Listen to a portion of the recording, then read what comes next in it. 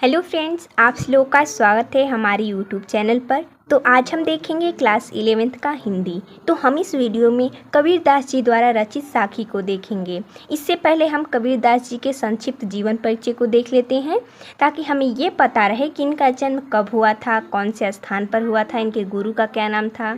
तो चलिए हम कुछ जानकारियाँ इनके बारे में इकट्ठा कर लेते हैं, उसके बाद इनके द्वारा रचित साखी को पढ़ेंगे। तो जो कि साखी, शबद, रामायणी, इनकी 3 रचनाएं हैं। तो चलिए, इनका जन्म हुआ था संवत 1455 में, जो कि अगर हम ईस्वी में बात करें तो 1398 में। जब अगर मान लीजिए कहीं पर संवत 1455 दिया गया है, अगर आपको ईस्वी में ज्ञात करना है कि इनका जन्म ईस्वी में कब हुआ था, तो संवत में से हम क्या करते हैं, 57 घटा देते हैं, तो हमें ईस्वी प्राप्त हो जाता है। यानी कि हम 1455 में 57 घटा देंगे तो हमें 1398 ईस्वी मिल जाएगा। इनका जन्म स्थान है काशी, जो कि वाराणसी में है। गुरु है रामानंद, पत्नी का नाम है लोई, पुत्र का नाम है कमाल और पुत्री का नाम कमाली। इनका ब्रह्म का रूप है निर्गुण रूप। भाषा इनकी सधुकड़ी और पंचमेल खिचड़ी है। और इनकी लेखन विधा काव्य है। और प्रमुख रचनाएं में कौन कौन सी रचनाएं हैं, साखी, शबद, रामायणी। इसमें हमें साखी को पढ़ना है। और इनका मृत्यु संवत 1575 में हुआ था। अगर हम ईस्वी में बात करें तो 1518 में। तो चलिए हम इनके द्वारा रचित साखी को देखते हैं। ये रहा हमारा साखी। तो सबसे पहले तो हम समझेंगे कि साखी का अर्थ क्या होता है। साखी का अर्थ होता है सत्य को प्रकट करने वाली युक्ति, जिसे हम साखी बोलते हैं। साखी संस्कृत के साक्षी शब्द से लिया गया, यानी कि साक्षी का अर्थ होता है साखी। तो चलिए हम पढ़ते हैं। बलिहारी गुण आपणे दो हाड़ी के बार, जिनी मानिस तय देवता करत न लागी बार। यहाँ पर कबीरदास जी अपने गुरु के प्रति प्रेम प्रकट करते हुए कहते हैं कि बलिहारी, बलिहारी का अर्थ होता है न्यौछावर। गुरु मीन्स गुरु, आपने मीन्स आपने, यानी बलिहारी गुण आपने दो हाड़ी कै बार। दो हाड़ी मीन्स होता है शरीर, बॉडी। कै यानी कई, बार यानी वार। देखिए, बार का यहाँ पर कई अर्थ है। यहाँ पर नीचे भी बार है और ऊपर भी बार है। ऊपर बार का अर्थ दूसरा होगा और नीचे बार का अर्थ दूसरा होगा। जिनी मानिस तय देवता, जिनी मीन्स जिन्होंने, मानिस यानी मनुष्य, तय मीन्स से, देवता मीन्स होता है देवता। यहाँ पर देखिए, तय का अर्थ होता है से, देवता। करत न लागी बार, यहाँ पर बार का अर्थ है समय। यानी कि जो हमारे गुरु हैं, उन्होंने हमें मनुष्य से, मानिस यानी मनुष्य, मनुष्य से देवता बनाने में तनिक भी समय नहीं लगाया। करत न लागी बार, थोड़ा सा भी समय नहीं लगाया हमें मनुष्य से देवता बनाने के लिए। इसलिए बलिहारी गुण आपनो, यानी कि मैं अपने शरीर को आप पर न्यौछावर करता हूँ। यानी कि बलिहारी मीन्स होता है न्यौछावर करना। अपने शरीर को मैं बार बार आपको न्यौछावर करता हूँ, जिन्होंने मुझे मनुष्य से देवता बनाने में तनिक भी देर नहीं की, यानी कि तनिक भी समय नहीं लगाया। इस प्रकार ये हमारा पहला पद समाप्त होता है। इसका हम एक बार और अर्थ बता देते हैं। बलिहारी गुण आपने दो हाड़ी कै बार, जिनी मानिस तय देवता करत न लागी बार। यानी कि प्रस्तुत दोहा में कबीरदास जी क्या कहते हैं कि मैं अपने गुरु पर न्यौछावर हूँ और मैं बार बार उन्हें अपना शरीर अर्पित कर देना चाहता हूँ। यानी कि उनको न्यौछावर कर देना चाहता हूँ, उनको क्या, अपना शरीर। क्यों? जिन्होंने, जिनी मानिस तय देवता, जिन्होंने मुझे मनुष्य से देवता बनाने में थोड़ा सा भी समय नहीं लगाया। अब चलिए हम दूसरा देखते हैं। सतगुरु की महिमा अनंत, अनंत किया उपकार, लोचन अनंत उघाड़िया, अनंत दिखावड़ हार। तो चलिए इसका देखते हैं हम, क्या होगा। सतगुरु, यानी कि सतगुरु का अर्थ ही होता है सतगुरु की महिमा अनंत, यानी कि जो हमारे गुरु हैं इनकी महिमा अनंत है, इन्फिनिटी है, जिसका कोई अंत नहीं है। अनंत किया उपकार, देखिए उपकार का अर्थ है उपकार।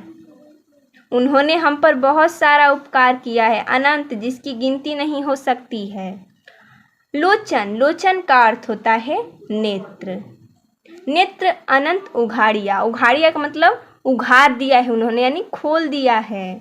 हमें समझना पड़ेगा। कबीरदास जी की रचना बहुत ही आसान है, ये बहुत ही आम भाषा में इन्होंने लिखा है, सिर्फ हमें समझना है। अनंत दिखावड़हार, यानी कि उन्होंने मुझे अनंत दिखाया है। एक बार हम पूरे का अर्थ देख लेते हैं। सतगुरु की महिमा अनंत, अनंत किया उपकार, लोचन अनंत उघाड़िया, अनंत दिखावड़हार। इसमें कबीरदास जी क्या कहते हैं कि मेरे सतगुरु की महिमा अनंत है, उन्होंने मुझ पर अनेक उपकार किया है। यहाँ पर उपकार का अर्थ होता है उपकार, उन्होंने मुझ पर बहुत सारे उपकार किए हैं। लोचन अनंत उघाड़िया, यानी कि उन्होंने मेरे अनेक नेत्र खोल दिए हैं। अनेक यानी कि अनंत, उन्होंने मेरे इतने नेत्र खोल दिए हैं कि मैं अनंत तक देख सकता हूँ। अनंत दिखावड़हार, अनंत का अर्थ होता है जिसकी कोई गिनती न हो, जिसका कोई अंत न हो। चलिए आगे देखते हैं। दीपक दिया तेल भरी, बाती दई अघट, पूरा किया बिसाहुड़ा, बहुरी न आवो हट। देखिए, बिसाहुड़ा का अर्थ होता है क्रय विक्रय। जब हम कुछ खरीदते हैं यानी खरीदना बेचना, क्रय विक्रय। दीपक दिया तेल भरी, ज्ञान रूपी दीपक, यहाँ पर दीपक का अर्थ है ज्ञान रूपी दीपक। इसमें एक एक पद में गुरु की महिमा का वर्णन किया गया है। इसमें क्या कहते हैं कबीरदास जी कि मेरे गुरु ने मुझे ज्ञान रूपी दीपक दिया है और उसमें तेल भरी, जो तेल है वो प्रेम रूपी तेल है, उसमें प्रेम रूपी तेल भर दिया। मान लीजिए दिया है, दिया कैसा है, ज्ञान रूपी दिया है और उसमें तेल डाला जाता है तो वो प्रेम रूपी तेल है। बाती दई अघट, इसमें जो बाती लगा है वो अघट है। अघट का अर्थ होता है जो कभी ना घटे, यानी मेरे गुरु ने मुझे ज्ञान रूपी दीपक दिया है जिसमें प्रेम रूपी तेल डाला है और बाती दई अघट, और कभी न घटने वाली बाती डाल दी है। पूरा किया बिसाहुड़ा, हमने बताया बिसाहुड़ा का अर्थ होता है क्रय विक्रय, यानी कि खरीदना और बेचना। बहुरी न आव हट, यानी कि मैं इस संसार रूपी बाजार में, कहाँ हम खरीदते बेचते हैं, बाजार में खरीदते बेचते हैं, तो मैं इस संसार रूपी बाजार में अपना क्रय विक्रय समाप्त कर चुका हूँ, या बोल सकते हैं पूरा कर लिया हूँ। बहुरी न आवे हट, अब मैं इस बाजार रूपी यानी कि संसार रूपी बाजार में नहीं आऊँगा, ऐसा कबीरदास जी कहते हैं। पर इसका पूरा अर्थ देख लेते हैं। दीपक दिया तेल भरी, बाती दई अघट, पूरा किया बिसाहुड़ा, बहुरी न आओ हट। इसमें क्या कहते हैं कबीरदास जी कि मेरे गुरु ने मुझे ज्ञान रूपी दीपक दिया है और उसमें प्रेम रूपी तेल को भर दिया है, और बाती दई घट, और उसमें कभी न घटने वाली बाती को डाल दिया है। पूरा किया बिसाहुड़ा, बहुरी न आओ हट, और मैं संसार रूपी बाजार में अपना क्रय विक्रय समाप्त कर लिया हूँ। बहुरी न आवे हट, अब मैं इस संसार रूपी बाजार में कभी ना आऊँगा। ये अगला देखते हैं। बूढ़े थे परी उबरे, गुरु की लहरी चमकी, भेरा देखा जर जरा, उतरी पड़े फरंकी। चलिए इसको पढ़ते हैं। इसमें क्या कबीरदास जी बताते हैं, बूढ़े थे यानी मैं डूब रहा था।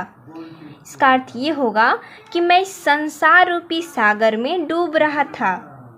गुरु की लहरी चमकी, लहरी का अर्थ होता है महिमा। मैं इस संसार रूपी सागर में डूब रहा था, परंतु जब मेरे गुरु की महिमा मुझ पर पड़ी, लहरी चमकी यानी महिमा पड़ी, परी उबरे, तो मैं उस संसार रूपी सागर से बाहर निकल गया। भेरा देखा जर्जरा, उतरी पड़े फरंकी। आपने गाना सुना होगा एक कि मझधार में हट की बेड़ा पार करो माँ। बेड़ा का अर्थ होता है भेरा, यानी भेरा मीन्स होता है नाव, और जो मैं जिस नाव से संसार रूपी सागर को पार कर रहा था, उसे जब मैंने देखा तो वो कैसा था, जर्जरा था, यानी बहुत ही खराब अवस्था में था। उतरी पड़े फड़ंकी, और तुरंत मैं उससे नीचे उतर गया।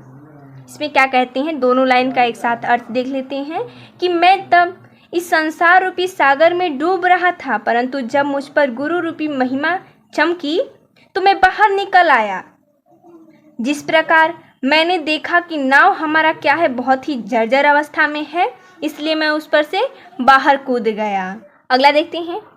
चिंता तो हरि नाव की और न चिंता दास, जे कुछ चितवे राम बीन सोई काल की पास। इसमें कबीरदास जी क्या कह रहे हैं कि चिंता तो हरि नाव की, चिंता मीन्स चिंता होता है, हरि मीन्स होता है ईश्वर, नाव, नाव आपने सुना होगा, नाव का अर्थ होता है नाम, यहाँ पर कबीरदास जी क्या कह रहे हैं कि मुझे तो सिर्फ हरि नाम की चिंता है और कोई मुझे चिंता नहीं है, और न चिंता दास, और कोई मुझे चिंता नहीं है, सिर्फ मुझे हरि नाम की चिंता है। जे कुछ चितवे राम बीन, और जो हरि के बिना, चितवे मीन्स चिंता, राम बीन, राम के बिना जो भी कुछ चिंता करता है यानी चिंतन करता है, सोई काल के पास, वो मृत्यु के पास चला जाता है। इसमें दोनों लाइन का अर्थ देखते हैं। चिंता तो हरि नाव की और न चिंता दास, जे कुछ चितवे राम बीन सोई काल की पास, यानी चिंता तो सिर्फ मुझे हरि के नाम की है और मुझे कोई चिंता नहीं है, और जो भी राम के बिना चिंतन करता है वो काल के पास जाता है, यानी कि मृत्यु के निकट आता रहता है। ये हमने यहाँ पर 5 तक देखा। अब हम अगले वीडियो में आगे के पद को देखेंगे। धन्यवाद।